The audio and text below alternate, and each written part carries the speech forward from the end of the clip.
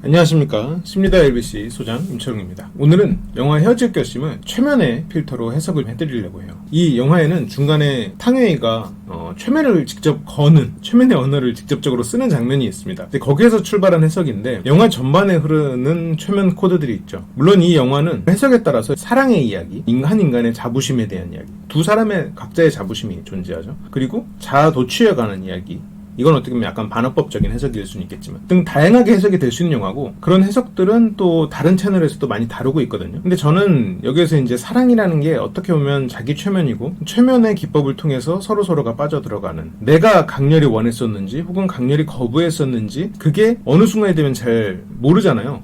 그러니까 내가 저 사람을 원할 때 그 원하는 마음이 이 사람하고만 절대 안 되겠지, 혹은 저 사람하고만 안 돼라는 이유가 겹쳐 있어도 어느 순간 내가 어느 마음이 내 마음이었는지 모르는, 그리고 어느 순간이 지나면 모든 것이 다 내 선택이었던 것 같은 그런 시점을 지나서 결국 어떻게 할 수 없는, 그렇게 빠져드는 과정, 뭔가 구분이 되지 않는 감정으로 빠져들어가는 그런 이야기로 이제 해석을 할 수가 있는데, 영화에는 이제 두 명이 등장을 하죠.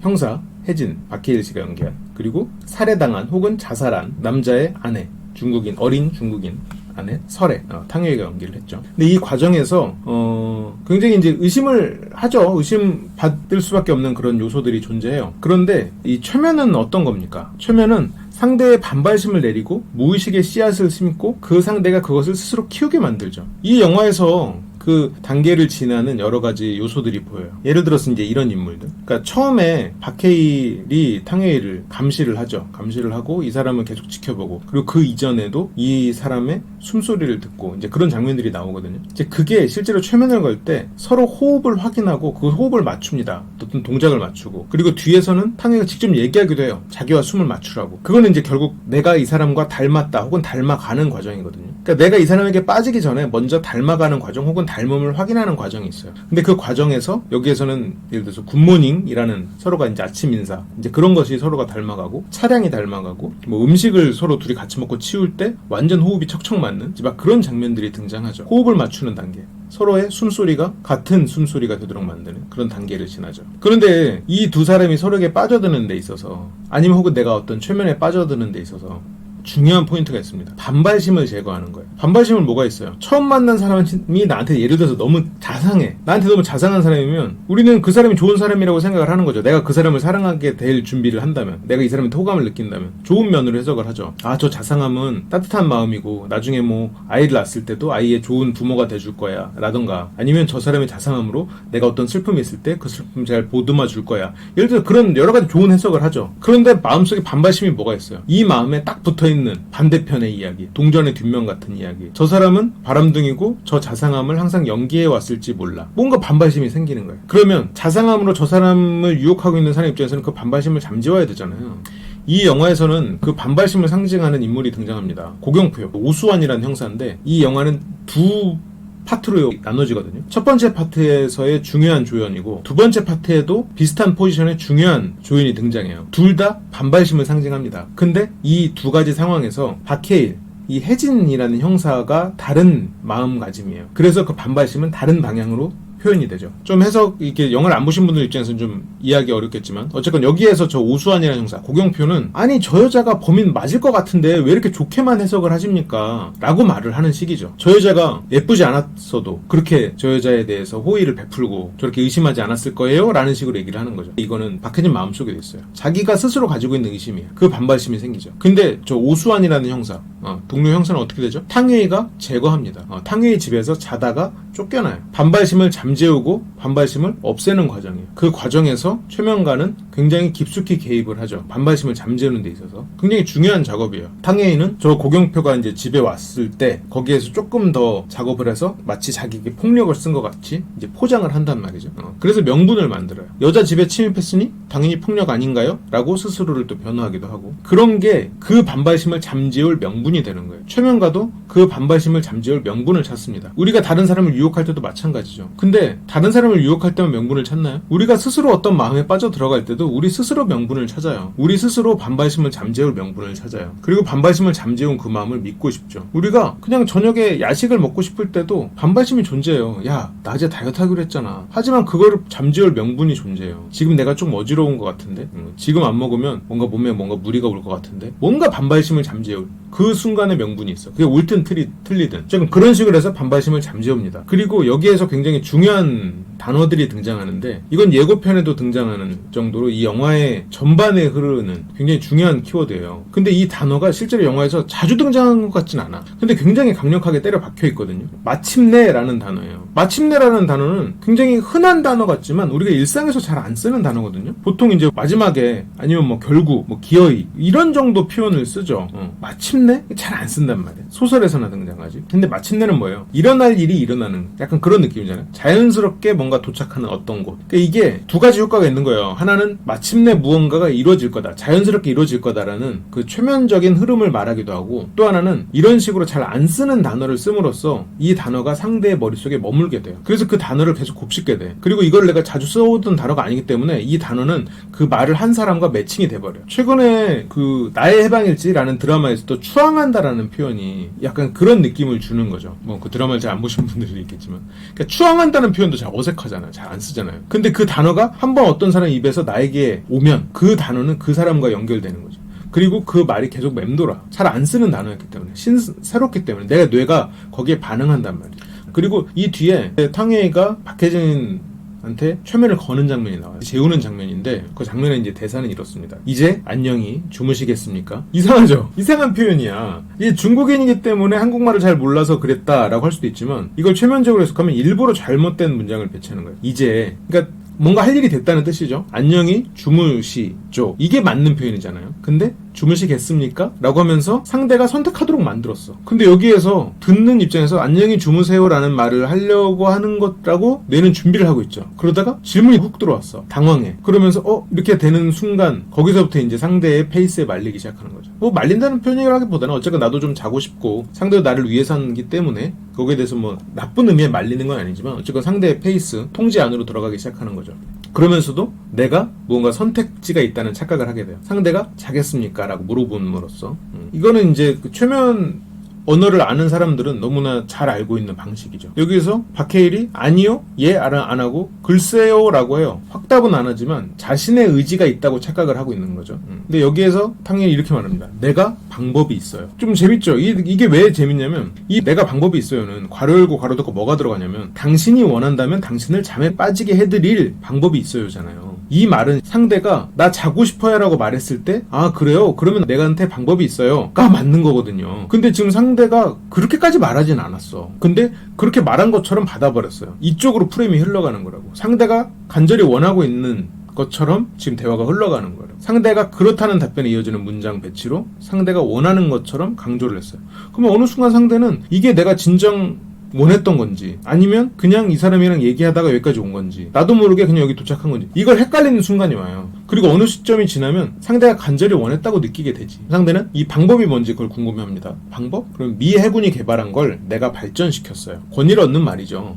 여기서 이제 나 해군 출신인데 미 해군이 뭘 개발했을까? 라는 표현을 쓰는데, 여기서 탕웨이가 박해일이 해군 출신인지 알고 저 말을 했는지 아닌지는 잘 모르겠어요. 근데 이제 알았다면 상대에 맞는 권위를 세운 거고, 그렇겠죠. 이제 그런 간단한 몇 가지 말을 나누다가 이제 자 하면서 얘기를 걸죠. 이제 최면을 걸 준비를 하죠. 근데 이 자는 짧고 단순한 표현 같지만 수면 최면을 거는 입장에서는 잘 배치된 문장이죠. 당연히 배치해야 되는 문장이고, 자 이제 뭘 해봅시다 라고 하는 배려의 문장이기도 하지만 자라는 지시의 문장이기도 하잖아요. 그래서 일부러 이렇게 모호한 단어를 배치합니다. 박찬욱 감독의 제작 세림이 모호 필름이래요. 최면에 대한 가장 중요한 키워드를 알고 계신 것 같아요. 지시 혹은 배려, 두 가지가 다 포함된 모호한 단어를 배치해서 상대에게 암시하는 무의식에 때려박는, 계속해서 반복해서 때려박는 방식이죠. 그러면서 내 숨소리를 들어요. 내 숨에 당신 숨을 맞춰요. 매칭시키라는 거죠. 아까 영화 전반에 흐르는 초반에 이런 매칭 과정이 여기서 이제 직접적으로 드러나고 있죠. 최면을 걸면서. 이제 바다로 가. 물로 들어가요. 당신은 해파리예요. 눈도 코도 없어요. 이러면서 해파리의 이미지를 그리면서 이 사람이 바다에 들어갔다는 걸 스스로 느낄 수 있게 이렇게 거는. 이게 그러니까 최면 입장에서 보면 너무 당연한 것들이에요. 일종의 최면이라고 치면 단순한 클리셰? 최면 입장에선.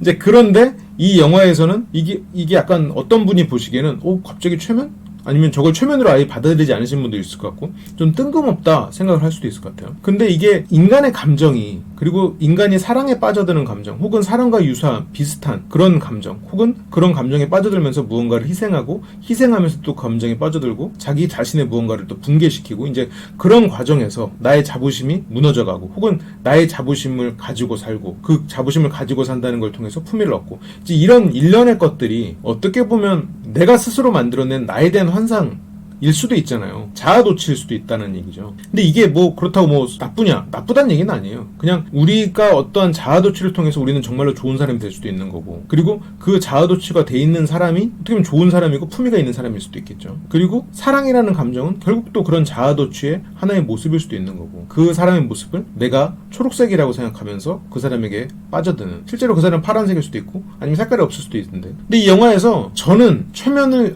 저 장면이야말로 최면을 거는 장면이다라고 느낀 장면이 따로 있어요. 박해일이 어떤 중요한 사실을 깨닫고 탕웨이 집으로 막 찾아갑니다. 근데 탕웨이는 이미 그 집에 없는 거죠. 전화를 걸었더니 산에 있는 거예요. 그래서 말을 하죠. 자기한테 어디로 오라고. 그러면서 이렇게 말해요. 졸지 말아요. 조금만 더 참아요. 여기는 안개 없어요. 이거를 최면 용어로 바꾸면 눈을 떠요. 뜨기 힘들어도 조금 더 눈을 뜨려고 애써봐요. 무거운 눈꺼풀을 뜨려고 애써봐요. 잠시 후엔 편해질 테니까요. 그래서 이런 식으로 암시를 건단 말이에요. 그래서 이 사람이 내가 있는 곳, 혹은 이 사람이 원하는 깊은 최면의 속으로 빠져드는 그 준비 작업이에요. 실은 이런 단어들이.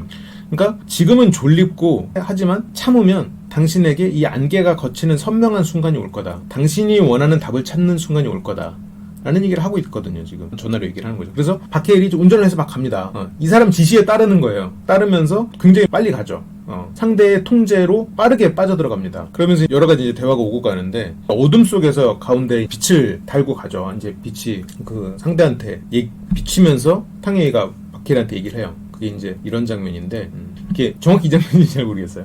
빛이 비치죠. 근데 어떻게 보이겠어요? 어둠 속에서 여기에만 빛이 있어. 그럼 상대는 여기를 집중하게 돼 있지. 상대를 확실히 집중한 상황에서, 그리고 이 사람은 이미 굉장히 혼란스럽고 그리고 지쳐있는 상태야. 생각이 너무 많아. 그런데 나한테 집중시켰어. 그러니까 이 사람의 사고력을 피로하게 만든 상태에서 나한테 집중시키면서 그 상황에서 암시를 거는데, 이때 탕웨이가 번역기를 써가면서 막 말을 합니다. 그러니까 아무래도 이제 평소 말하는 것보다는 훨씬 더 경직된 말이 나오죠. 그리고 그 말을 듣기 위해서 굉장히 집중해야 되고, 날 떠난 다음 당신은 내내 편하게 잠을 한숨도 못 잤죠? 실은 편하게 잔 날이 있을지도 몰라. 하루 이틀 정도 있을지도 모르지. 근데 원래 이 박해일이 맡은 혜진이라는 캐릭터는 약간 불면증이 있는 존재예요. 그래서 잠을 못 자던 순간들이 존재했을 거예요. 근데 이게 실제로 많이 못 자기도 했고, 근데 어쨌건 잠을 좀 잘 잤어도 그러면 잠을 못 잔 순간에 집중하게 돼. 그래서 옛날에 막 세상에 이런 일이 보면 몇 년간 잠을 못 잔 이런 분이 나오는데, 직접 가서 촬영해보면 잠을 잘 자. 근데 자기가 못 잤던 그런 순간을 기억하면서 자기가 한숨도 못 잤다고 기억해버리는 거죠. 이 말을 통해서 나는 정말 한숨도 못 잤나? 나는 정말 한숨도 못 잤구나. 나는 정말 힘들었었구나.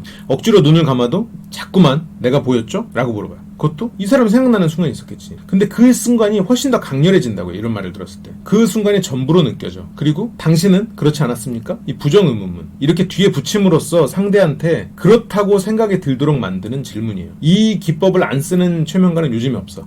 이런 식으로 뒤에 질문을 던짐으로써 상대가 그 말에 동의하게 스스로가, 왜냐면 이게 완전히 틀린 말은 아니니까 그 질문의 대답을 내가 마음속으로라도 한다면 나는 그거에 동의를 하게 되는 거죠. 그러면서 그 뒤에 붙입니다. 더 중요한 질문을 붙여요. 그날 밤 시장에서 우연히 나와 만났을 때 당신은 문득 다시 사는 것 같았죠? 이거는 상대의 마음속에 새길 말이에요. 우연히 나와 만났을 때 당신은 다시 사는 것 같았다라는 얘기를 새겨두는 거예요. 그리고 그 뒤에 마침내라고 자기 입으로 직접 얘기합니다. 이 문장이 번역기가 얘기해주고 자기가 직접 그 다음에 말로 마침내라는 표현을 써요. 마침내는 뭐였어요? 영화 전반에 흐르는 일종의 트리거 단어예요. 이 사람을 집중시키는 단어이기도 하고, 자연스럽게 혹은 당연히 그리고 결국 일어날 수밖에 없는 무언가를 말하는 거예요. 당신은 마침내 나를 만났고 마침내 발사하는 것 같았다는 거잖아요. 이런 식으로 어떤 그 트리거를 마지막에 배치하고 이 사람을 집중시키는 그런 거. 그래서 저는 이 장면이 이 최면의 일종의 절정이죠. 이 영화가 하나의 거대한 최면의 과정이라면 가장 거대한 절정이라고 생각했어요. 이 장면이 저는. 물론 다른 장면도 굉장히 좋은 장면도 많았고 그런데 지금 그렇습니다. 이 영화에 대해서는 실은 하고 싶은 얘기도 참 많고 해석의 여지도 정말 많아서 나중에 기회가 닿으면 좀 더 얘기를 다룰 수 있도록 좀 해볼게요. 근데 워낙 이 헤어질 결심에 대해서는 다른 평론가나 많은 분들이 또 다양한 방식으로 해석을 해주시기 때문에 저는 또 그런 해석을 또 굳이 제가 한 번 더 하는 거는 큰 의미가 없을 것 같아서 약간 최면 위주로만 얘기를 좀 해봤습니다. 재밌게 봐주셨길 바라고 이런 시각도 존재할 수 있구나, 이런 기법도 세상엔 있구나, 뭐 이런 정도로 받아들여 주시는 것도 좋고, 이거를 통해서 이게 심리 대화의 한 방법이 이런 것도 존재하는구나, 그래서 심리 대화를 좀 배워봐야겠다, 이렇게 생각을 하실 수도 있겠죠. 이제 그런 여러 가지 측면에서 좀 얻으신 게 있기를 바랍니다. 그러면 저는 다음 시간에 돌아오도록 하겠습니다. 시청해주셔서 감사합니다.